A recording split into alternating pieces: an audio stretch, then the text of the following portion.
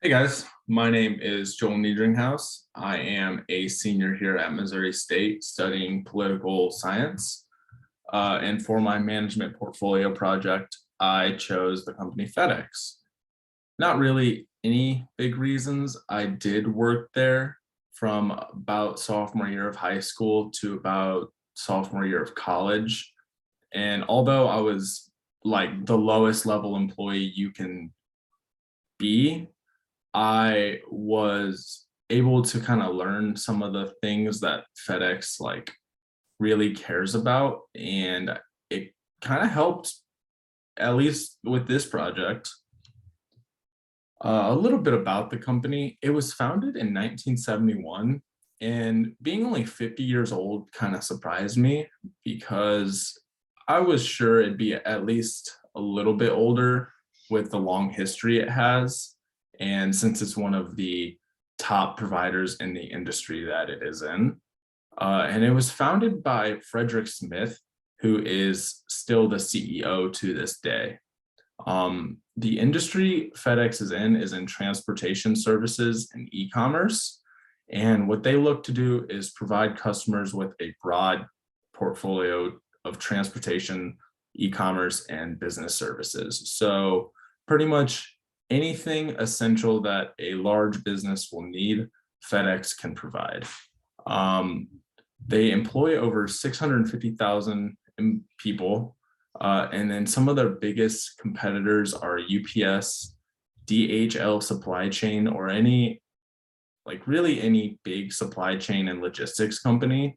And recently they have called Amazon a competitor of theirs, although I'm not sure Amazon would say the same.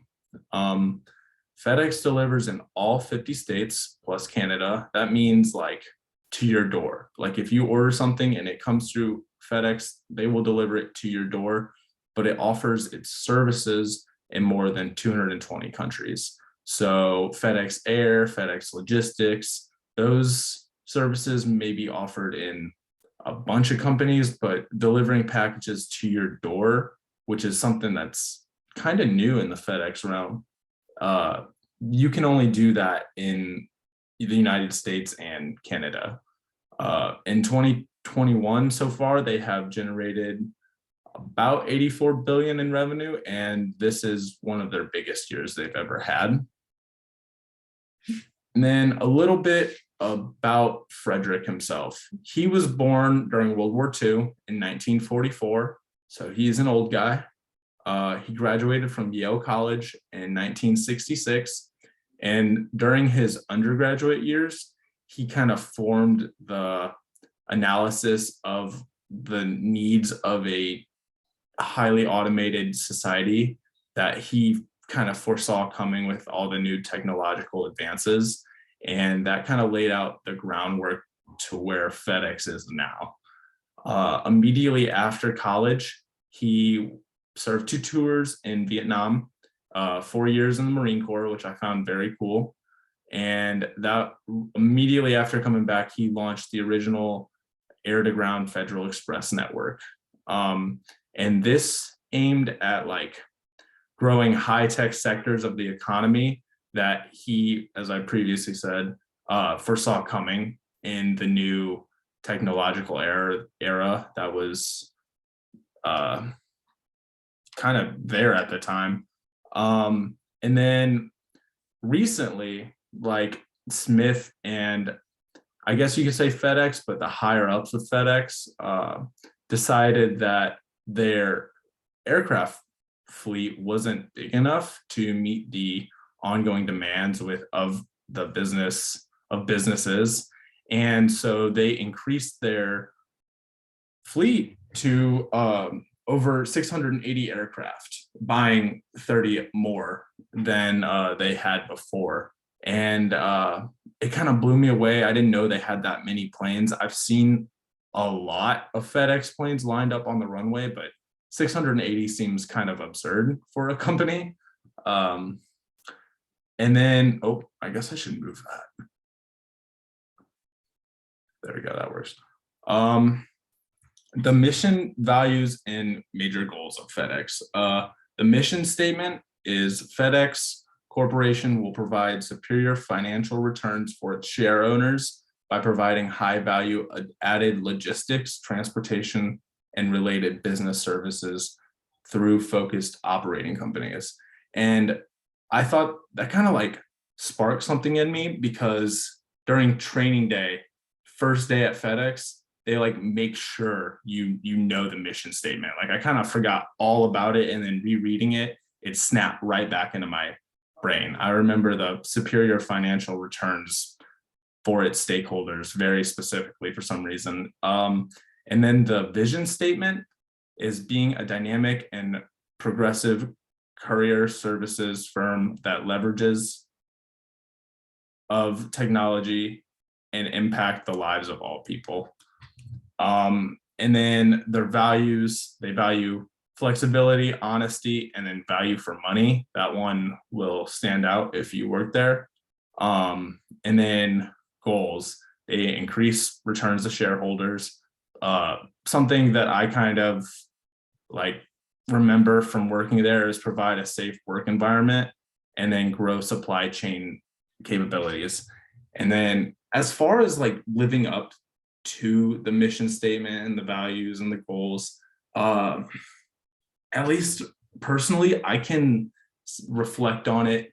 The value for money, FedEx will not ship out a semi truck if it is not fully loaded. If it is halfway loaded or even 3/4 the way loaded, that thing will stay there and they will not let it go out unless it is packed to the brim full of stuff. I don't know if it is more so saving their money or customers' money, but I mean, it makes sense. And they could honestly, even if they wanted to, say they care about the environment because they don't waste space in their trucks or in their planes. And then providing a safe work environment. At the FedEx I worked on a sorter, which is really cool.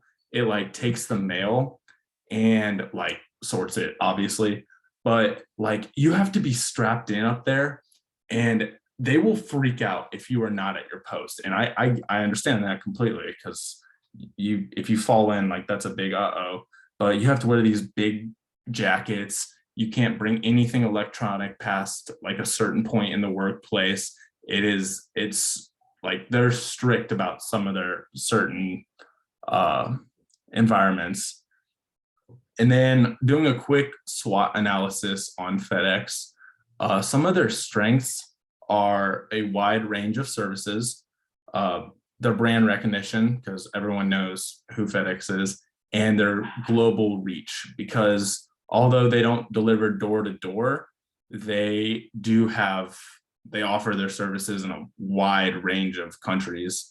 Some of their weaknesses is overdependence on the United States market, which is a very real threat because that's like their main market. High operating costs. FedEx is a little bit more expensive than other options. And we'll get into that later. And then COVID.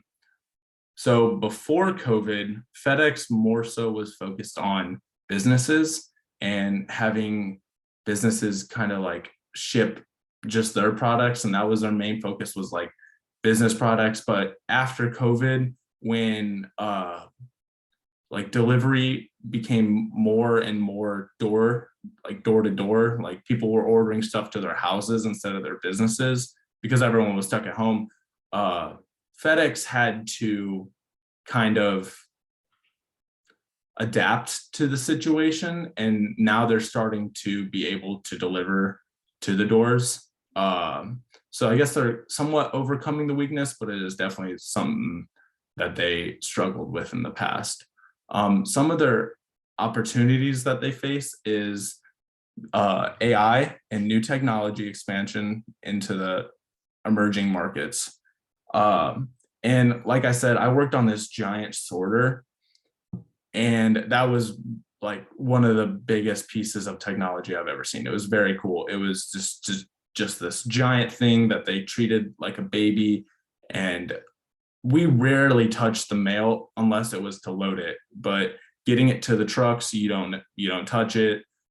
It was on this giant like conveyor belt that just shot the packages, and being able to afford and get some of those like technological advances, because FedEx was the only one with that sorter at the time I was working there. That's why it was such a big deal to keep it under wraps. And some of their threats are obviously the rising price of gas. I mean, it will affect our ability to get things to our door. If gas is higher, it's going to cost more for it to travel across the company or country. And then another threat is strong competitors. I mean, you think of FedEx, you automatically think of UPS. Like it's those two go hand in hand. Unfortunately, UPS has the upper hand on FedEx, and I don't think that that will change anytime soon. Oh, shoot. And then the business level strategy that FedEx uses is a differentiation. Oh, that was such a bad differentiation business level strategy. And this is because they strive to separate themselves from other like competitors in their market. So UPS is one.